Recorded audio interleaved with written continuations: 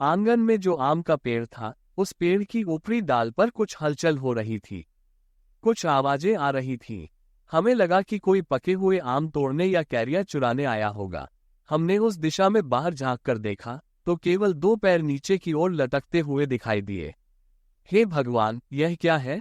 कुछ समझ नहीं आया। हम अच्छे से डर गए थे। शरद मेरी तरफ देखते हुए बोला, नितिन, यह क्या है?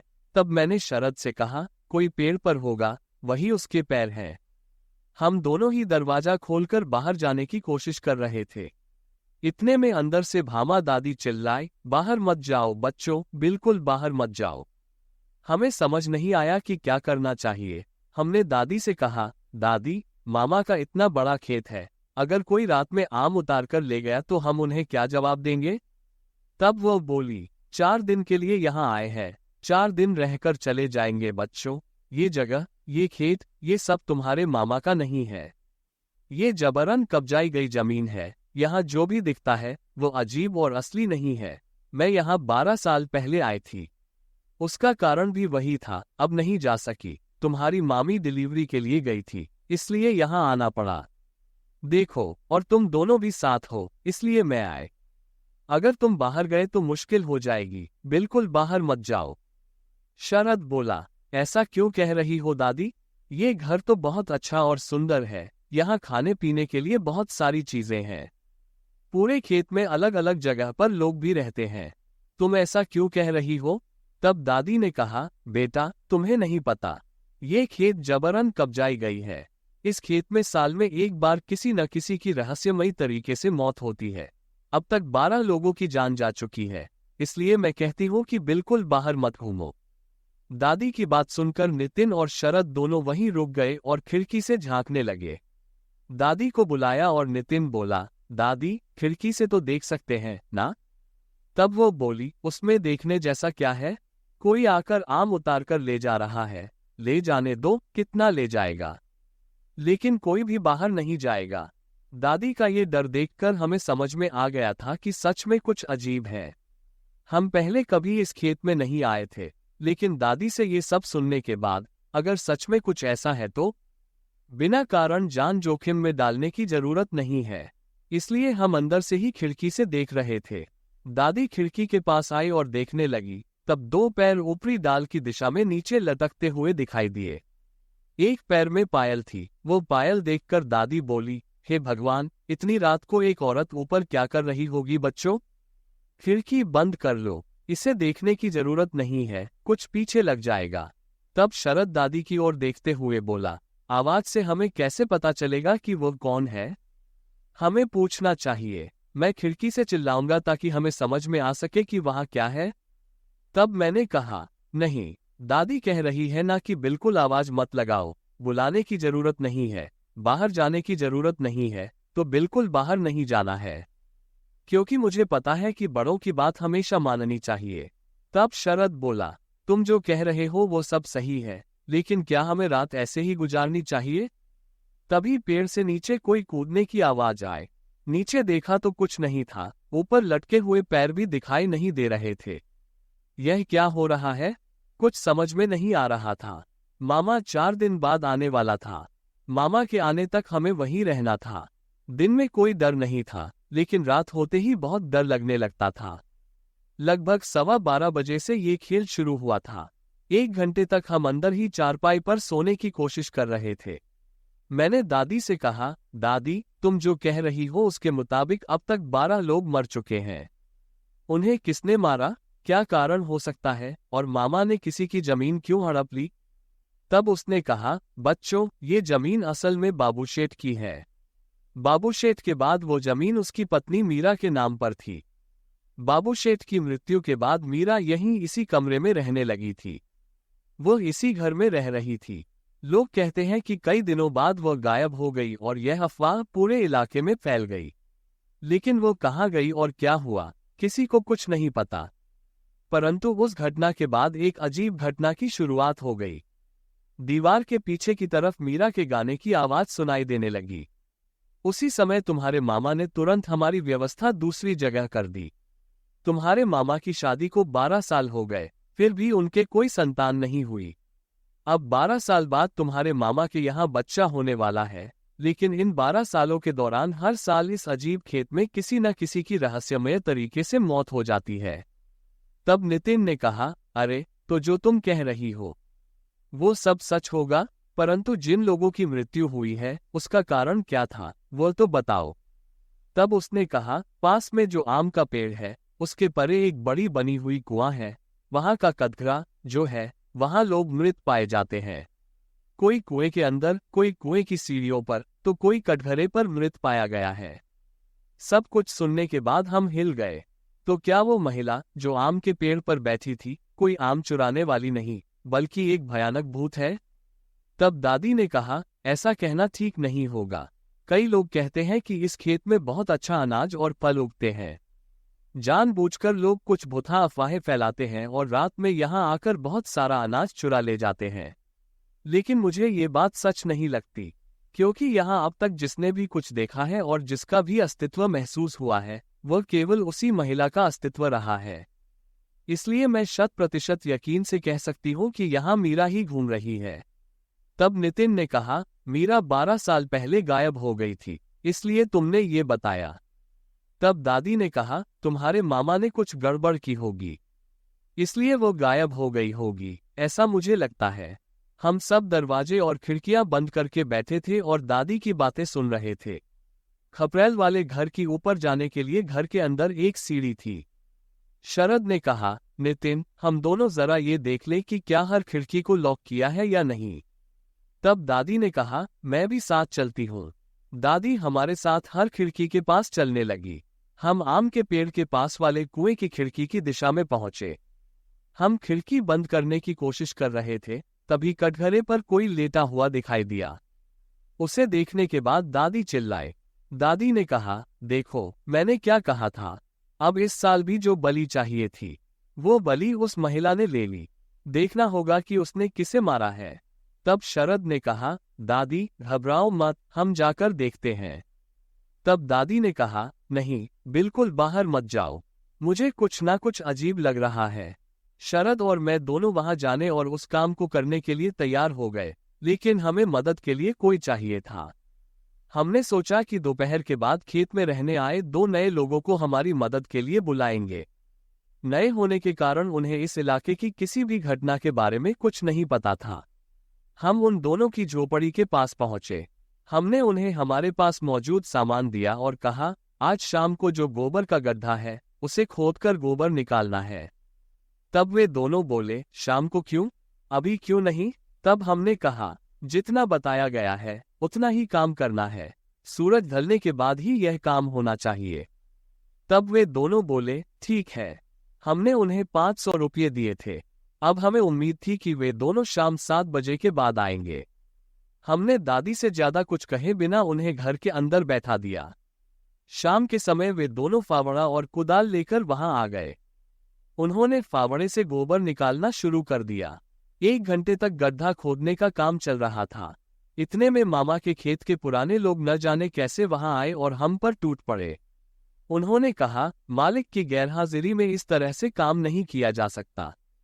तब तक 70% चौकोनी गड्ढा खोदा जा चुका था।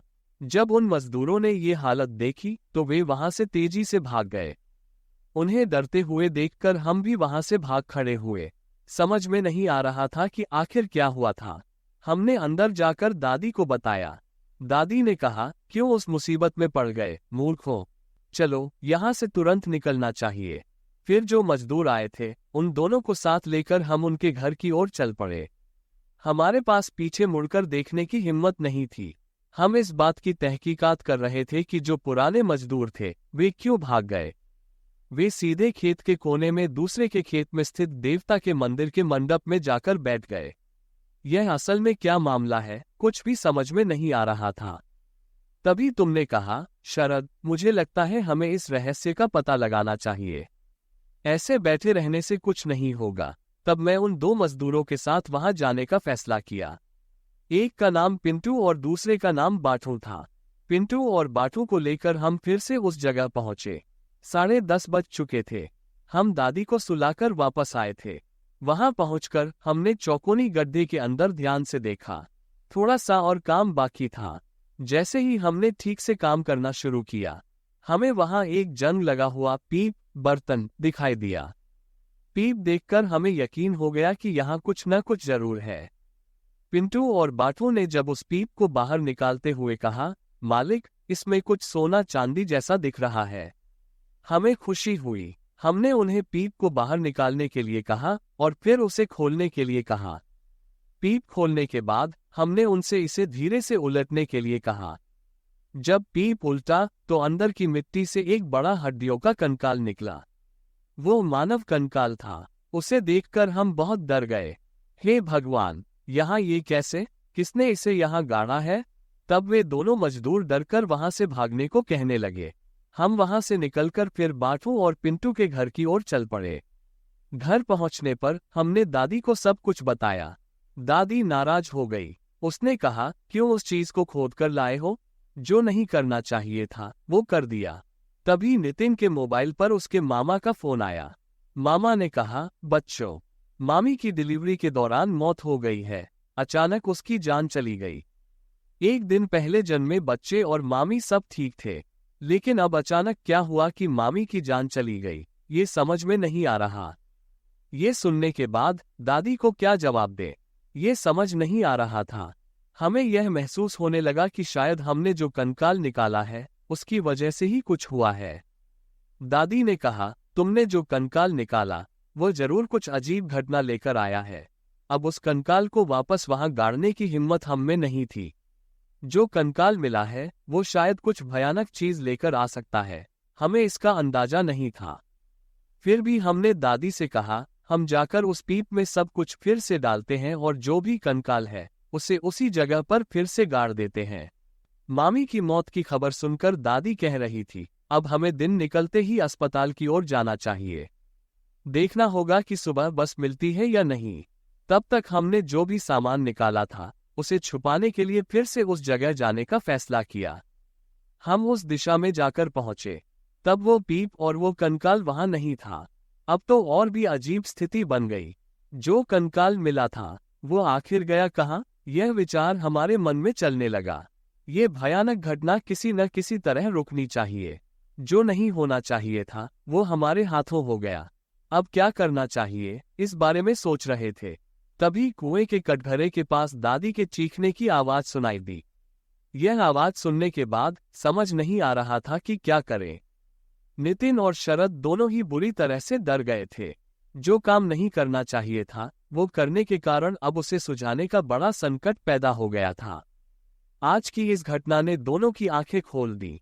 आज फिर आवाज आ रहा है, उस दिशा में जाने के लिए उसने कहा। तभी कुएं के बड़े आम के पेड़ के पार किसी ने कुएं में फेंक दिया है, ऐसा तेज आवाज आया। उस आवाज को सुनने के बाद हम दोनों तेजी से उस जगह की ओर दौड़े और वहां पहुंचे। तब पानी में कोई गिरा हुआ लग रहा था। हमने उतरने की कोशिश की, तभी सीढ़ियों पर बैठी एक महिला दिखाई दी। उस महिला को देखकर समझ में नहीं आ रहा था कि क्या करें। उसने अपना सिर घुमाया और उसके चेहरे को देखकर केवल हड्डियों की खोपड़ी नजर आए। उस खोपड़ी को देखकर लगभग ये यकीन हो गया कि जो कुछ भी दिखाई दे रहा है वह भयानक कंकाल के अवशेष हैं जो हमें उस पीप में मिले थे। शायद दादी ने जो कहा था उसके अनुसार वो मीरा हो सकती है। नितिन डर गया और बोला, हमें यहाँ नहीं रुकना चाहिए। तब शरद ने कहा, दादी को बचाना नहीं है क्या? इसके बाद शरद ने एक एक करके सीढ़ियों से नीचे उतरना शुरू किया। तभी वो महिला जो वहां खड़ी थी ऊपर की ओर आने लगी। वो हमें देखते हुए कुछ बोलने लगी। उसका वो रूप देखकर हम बुरी तरह डर गए। यह क्या हो रहा है ये समझ में नहीं आ रहा था। इस कंकाल का जीवित व्यक्ति की तरह इधर उधर घूमना हमारे मन में भय पैदा कर रहा था। जब हमने उसे अपनी ओर आते देखा तो हम वहां से दूर जाना ही बेहतर समझा।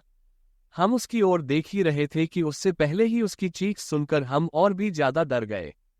उस डरावनी आवाज के कारण हमें यह एहसास हुआ कि अब यह महिला हमें किसी भी हाल में छोड़ने वाली नहीं है। लेकिन हमारा क्या दोष था ये हमें समझ नहीं आ रहा था। हमें यह एहसास होने लगा कि हमने जो पीप खोला था जिसमें वो बंद थी उससे उसे आज़ादी मिली और शायद इसीलिए वो हमारे पीछे पड़ गई। हम वहां से दौड़ते हुए फिर से उस घर की ओर भागे। तभी वह हमें सामने से आती हुई दिखाई दी। यह क्या मामला है? ये तो एक पिशाचिनी है। ये हमारे समझ में आ गया। अब अपनी जान बचाने की कोशिश शुरू हो गई थी। उधर मामी की मौत की खबर सुनने के बाद हमें वो पीप वहां वापस रखने ही नहीं जाना चाहिए था। हमने बहुत बड़ी गलती कर दी थी। हम वहां से लौटकर एक पेड़ के पास जाकर बैठ गए। तब वो शक्ति उस कुएं की ओर चली गई। उसने कुएं में झांकते हुए दादी से बात करना शुरू किया। हमने वो दृश्य देखा और हमें लगा कि शायद दादी की कोई गलती है, इसलिए वो दादी को इस तरह से पानी में फेंककर उससे बात कर रही है। दादी ने मीरा के साथ क्या किया था, ये समझ में नहीं आ रहा था। तब मुझे याद आया कि दादी पिछले 12 साल से इस खेत में कभी नहीं आई थी। निश्चित रूप से 12 साल पहले दादी और मीरा के बीच कुछ हुआ था। इसी वजह से दादी यहाँ नहीं आना चाहती थी। आखिरकार मामी की वजह से उन्हें यहाँ आना ही पड़ा। मामी उनकी सखी भांजी थी और इसी कारण उन्होंने मामा से उसका विवाह कराया था। मीरा के मामले में दादी से क्या गलती हुई थी, ये हमें समझ में नहीं आ रहा था। हमने वहां से दादी को पानी में धक्का दिए जाते हुए देखा और सीधे मंदिर की ओर भागे। दौड़ते हुए हम मंदिर के सभा मंडप में पहुंचे। वहां पहले से बैठे हुए पुराने मजदूरों में से सदानंद हमसे बात करने लगा। वो बोला, क्या हुआ? वो शक्ति बाहर आ गई? क्या वह कंकाल बाहर आ गया? हमने कहा, हाँ, वो कंकाल बाहर आ गया। उसने पहले मामी की जान ले ली और अब दादी की भी जान ले ली। तब सदानंद ने कहा, हमें पता था कि दादी इस खेत में जिंदा नहीं बचेगी, और तुमने जो नहीं करना चाहिए था वो किया। वो गोबर के खाद का जो डिब्बा था उसे नहीं खोलना चाहिए था, और तुमने उसे खोल दिया। उस गड्ढे के स्थान पर एक अजीब घटना हुई थी। तुम्हारे मामा को ये पता था, इसलिए मामा उस जगह को वैसे ही रखने की कोशिश कर रहा था। हमने पूछा, तुम्हें कैसे पता? तब सदानंद ने बताना शुरू किया। सदानंद ने कहा, वो कंकाल मीरा नाम की लड़की का था। वो मीरा, मतलब हम जिस मंदिर में बैठे हैं वहां के पुजारी की बेटी थी। उसका और तुम्हारे मामा का एक दूसरे के प्रति बहुत प्यार था। लेकिन तुम्हारी दादी ने तुम्हारी मामी का रिश्ता मामा के लिए लेकर आई और उसके बाद सारा खेल शुरू हो गया। मीरा तुम्हारे मामा के प्यार में इतनी डूबी हुई थी कि वे दोनों शादी करने वाले थे। मीरा तुम्हारे मामा के बच्चे की मां बनने वाली थी। जब शादी की तैयारी हो रही थी, तुम्हारी दादी ने मामा की गैरमौजूदगी में मीरा को जहर देकर मार डाला और उसे पीप में बंद कर दिया। फिर उस पीप को घर के पास के गोबर गैस के गड्ढे में गाड़ दिया। उसके बाद उसके ऊपर बस गोबर और मिट्टी के ढेर डाल दिए गए। अपनी बेटी की मौत के बाद वो पुजारी, जो बाबू शेठ कहलाता था, उसने अपनी सारी संपत्ति, खेत खलिहान सब तुम्हारे मामा के नाम कर दिया। इसके बाद तुम्हारी दादी ने अब मामी की जान लेने के बाद मामा के साथ शादी करवा दी। मीरा को पूरा पता था कि वो बूढ़ी औरत अपनी भांजी के साथ मामा की शादी करवाना चाहती थी, इसलिए उसने ये सब कुछ किया। इसीलिए जब तुमने वो पीप खोला और यह बात हमें पता चली तो हम यहां से भाग निकले। इसी वजह से वो महिला जब दादी खेत में आए तो अपना असली रूप दिखाने लगी। यहां तक कि वो आम के पेड़ पर और कुएं के पास भी दिखती थी। तुम्हें जहां पर वो दिखाई दी थी वहां उसका वास था। उस समय तुम्हें वहां से चले जाना चाहिए था, लेकिन आखिरकार भाग्य का चक्र होता है और उसी चक्र में वो बूढ़ी औरत यानी तुम्हारी दादी फंस गई। तुम्हारी दादी द्वारा रचा गया ये पूरा हत्याकांड आखिरकार तुम्हारी दादी की जान लेकर ही खत्म हुआ। अब मीरा उस जगह पर नहीं होगी। हमें पता है कि वो अपनी प्रतिशोध की आग को शांत करके उस जगह से चली गई होगी। हमने कहा, हमें नहीं पता था कि वो मिला हुआ कंकाल इतना भयानक हो सकता है। तब सदानंद ने कहा, वो कोई साधारण कंकाल नहीं था। वो तुम्हें मिला हुआ मीरा का आत्मा था, जो मुक्ति की ओर बढ़ रहा था, और उसने अपनी बदले की भावना को पूरा करके ही अपना अंतिम सफर समाप्त किया। अब जब दिन उजाले में आएगा तो तुम्हें वहां वह कंकाल दिखाई नहीं देगा, और जैसा सदानंद ने कहा था, हमें वहां कुछ भी नहीं दिखाई दिया। वो मिला हुआ कंकाल आखिरकार अपनी इच्छा पूरी करके अदृश्य हो गया था। हमारे चैनल भूतिया किस्से हिंदी हॉरर स्टोरीज को सब्सक्राइब कीजिए, वीडियो को लाइक और शेयर कीजिए, नोटिफिकेशन बेल भी दबाएं और अगली कहानी का इंतजार कीजिए।